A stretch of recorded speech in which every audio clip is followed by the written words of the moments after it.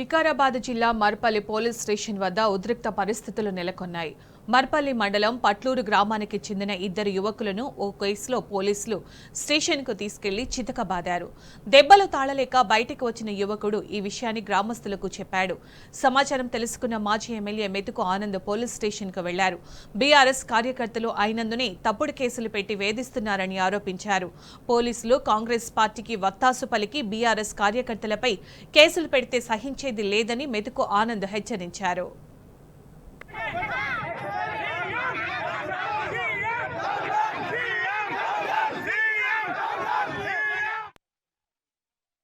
ఈరోజు కాంగ్రెస్ పాలన ఏ విధంగా జరుగుతున్నది అనేటటువంటిది నిన్న చూసినాము. ఈరోజు కూడా మర్పల్లి మండలం వికారాబాద్ నియోజకవర్గం మర్పల్లి మండలం లోపల చూస్తూ ఉన్నాం. 10 సంవత్సరాలు బీఆర్ఎస్ అధికారంలో ఉన్నప్పుడు ఏ ఒక్కరి మీద కూడా కేసు కాలేదు. ఏ కేసులన్నా కావచ్చు, అన్నదమ్ముల పంచాయతీ కావచ్చు, ఇంకోటి కావచ్చు, అట్రాసిటీలు కావచ్చు, ఏ కేసు కూడా 10 సంవత్సరాల లోపల కేసులు కాలేవు.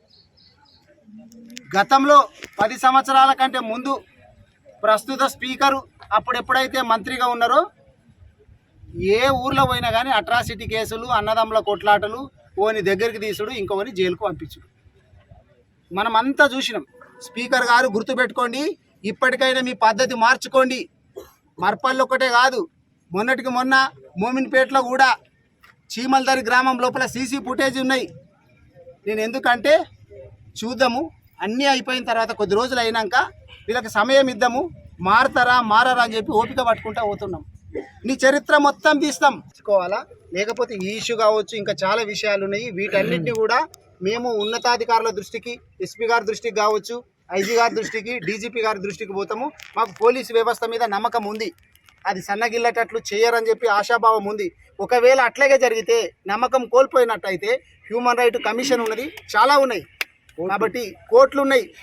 మీరందరూ కూడా న్యాయానికి, చట్టానికి లోబడి ఉండాలా, అదేవిధంగా నడుచుకోవాలని చెప్పి పోలీసు వాళ్ళని కోరుతున్నా.